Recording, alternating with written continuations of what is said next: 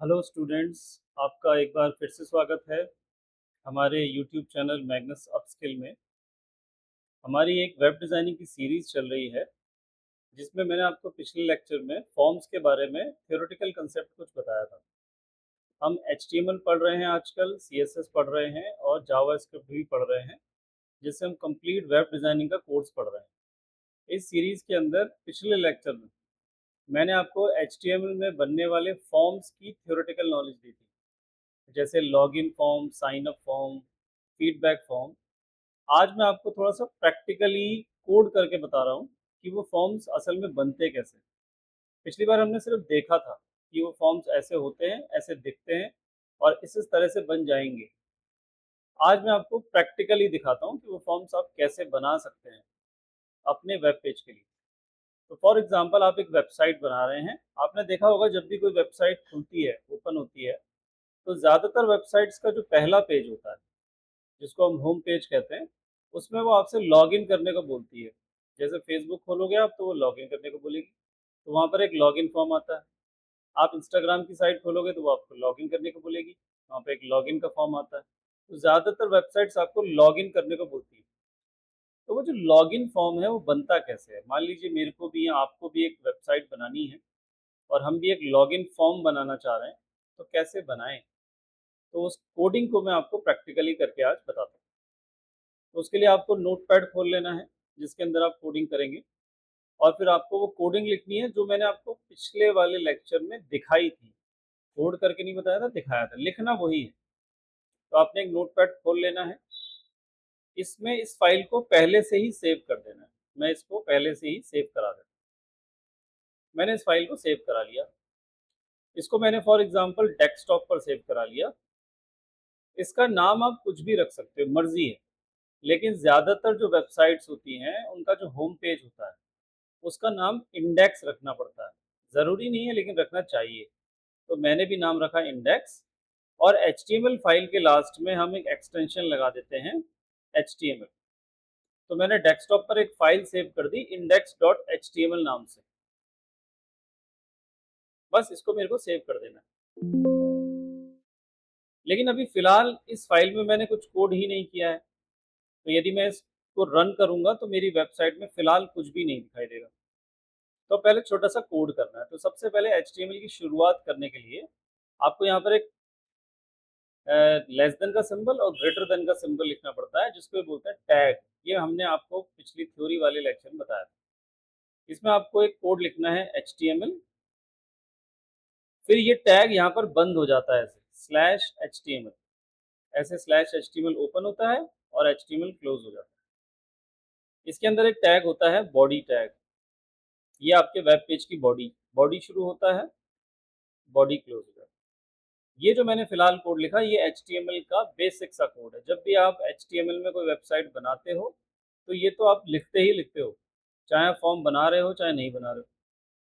अब मैं यदि इसको सेव करूं, और मैंने इसको सेव कहाँ करा है, डेस्कटॉप पर, और डेस्कटॉप पे जाऊं तो यहाँ पर एक फाइल आ गई है index.html नाम से, ये रही।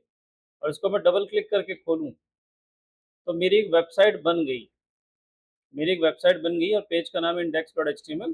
लेकिन अभी कुछ आ नहीं रहा है क्योंकि अपनी कोडिंग में मैंने वेब पेज की बॉडी में कुछ लिखा ही नहीं, इसलिए नहीं आ रहा। तो अब मैं अपने वेब पेज की बॉडी में कुछ लिखवाऊंगा और मैं एक हेडिंग बनाता हूँ।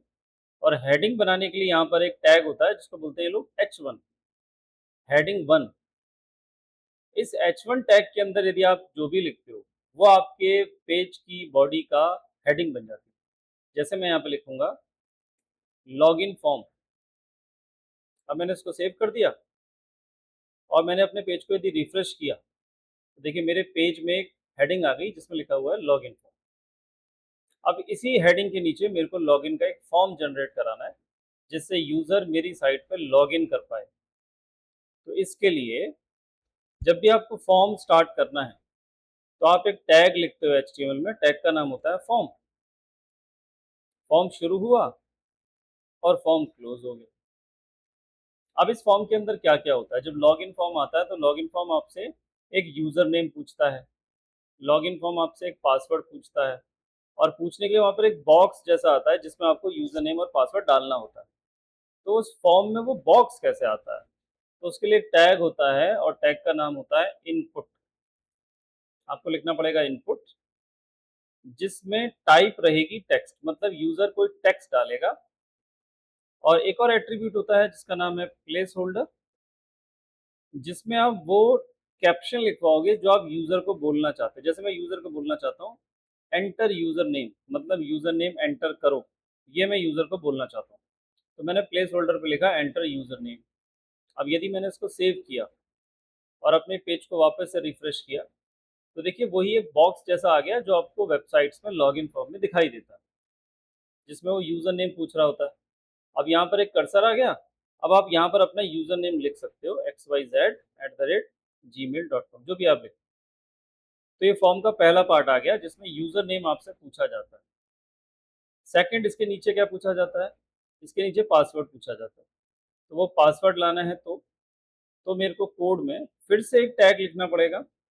टैग ये इनपुट ही होगा, लेकिन इसकी टाइप चेंज होगी। इस बार हम यूज़र से पासवर्ड पूछेंगे और जब यूज़र अपना पासवर्ड टाइप करे तो किसी और को उसका पासवर्ड दिखाई ना दे, वहाँ पे स्टार स्टार जैसा आने लग जाए। तो उसके लिए आपको टाइप में लिखना होता है पासवर्ड। फिर आपको देना है प्लेस होल्डर लेबल के लिए। और आप क्या पूछ रहे हो यूज़र से? अब आप यूज़र से पूछ रहे हो एंटर पासवर्ड, तो आपने यूज़र से पासवर्ड भी पूछ लिया। सेव किया, रिफ्रेश किया, तो देखिए आपको 2 टेक्स्ट बॉक्स दिखाई दे रहे हैं। एक में यूज़र नेम पूछा जा रहा है, इसमें जो आपकी वेबसाइट यूज़ करेगा वो अपना यूज़र नेम डालेगा, इसमें वो अपना पासवर्ड डालेगा। लेकिन क्योंकि हमने इसकी टाइप पासवर्ड करी है, तो यदि वो कोई पासवर्ड डालता है, तो उसका पासवर्ड कोई और देख नहीं पाएगा। मशीन यहाँ पर ऐसे डॉट डॉट दिखा देगी, जैसा आप देखते हो। जब आप पासवर्ड टाइप कर रहे होते हो तो कोई देख नहीं पाता आपका पासवर्ड। तो सेम हमने बनाया। थोड़ा-सा एक दिक्कत हुई, हमारा जो अगला पासवर्ड वाला बॉक्स है वो उसके ठीक सामने आ गया, बगल में आ गया। हम चाहते हैं नीचे आए। तो यदि आपको इस यूज़र नेम और पासवर्ड के बीच में एक एंटर करना है, न्यू लाइन करनी है, तो आपको फिर से एक टैग लेना पड़ता है जिसका नाम होता है बीआर। बीआर का मतलब होता है ब्रेक। मतलब यहाँ पर एक एंटर पड़े, एंटर आ जाए, पासवर्ड नीचे वाली लाइन से है। फिर हमने सेव किया, फिर मैंने रिफ्रेश किया, तो देखिए हमारा एक यूज़र नेम पूछने वाला बॉक्स और हमारा पासवर्ड पूछने वाला बॉक्स आ गया। अब इसके बाद वो हमें वेबसाइट में क्या दिखाते हैं, यहाँ पर एक बटन जैसा आता है जिसमें लिखा होता है लॉगिन। फिर जब हम लॉगिन प्रेस करते हैं तो वो लॉगिन हो जाता है। तो यहाँ पर एक बटन चाहिए मुझको जिसमें लॉगिन लिखा हुआ हो। तो बटन कैसे बनता है? पहले तो मेरे को एंटर पासवर्ड के बाद एक एंटर करना है, मतलब एक ब्रेक लगाना है। फिर मेरे को यहाँ पर एक बटन चाहिए। तो वो बटन कैसे आता है? वो बटन भी इनपुट से ही आता है, बस उसकी टाइप चेंज हो जाती है। उसकी टाइप हो जाती है सबमिट। और एक और एट्रीब्यूट लिखना पड़ता है मेरे को, वैल्यू। ये किस लिए? आप जो चीज़ उस बटन के ऊपर लिखवाना चाहते हो, मैं उस बटन के ऊपर साइन इन लिखवाना चाहता हूँ, तो वो चीज़ आप यहाँ दे देते हो। मैं उसके ऊपर लिखवाना चाहता हूँ साइन इन, तो वहाँ एक बटन आ जाएगा जिसके ऊपर साइन इन लिखा हुआ आ जाएगा, ये आ गया। तो अब यहाँ पर यूज़र अपना यूज़र नेम डालता है, यहाँ अपना पासवर्ड डालता है, साइन इन करता है, तो साइन इन हो जाता है। लेकिन हमारे केस में नहीं हुआ। अब आप ये समझेंगे क्यों नहीं हुआ? तो देखिए होता क्या है, हमारी वेबसाइट डिज़ाइनिंग के 2 पार्ट होते हैं। ये मैंने आपको बहुत शुरुआत वाले लेक्चर में बताया था। एक होता है फ्रंट एंड और एक होता है बैक एंड। ये हमने जो अभी बनाया है ये फ्रंट एंड है, मतलब जो आपको सामने से दिखता है। जब भी आप देखोगे वेबसाइट तो आपको सामने से जो दिखा वो फ्रंट एंड है। लेकिन अब इसमें यदि मैं साइन इन करूँ और ये साइन इन हो जाए, तो इसके बैक एंड में बहुत सारे प्रोसेस चलते हैं।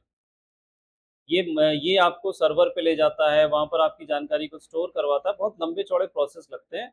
उसके लिए एक प्रोग्रामिंग लैंग्वेज का यूज़ करना पड़ता है हमें।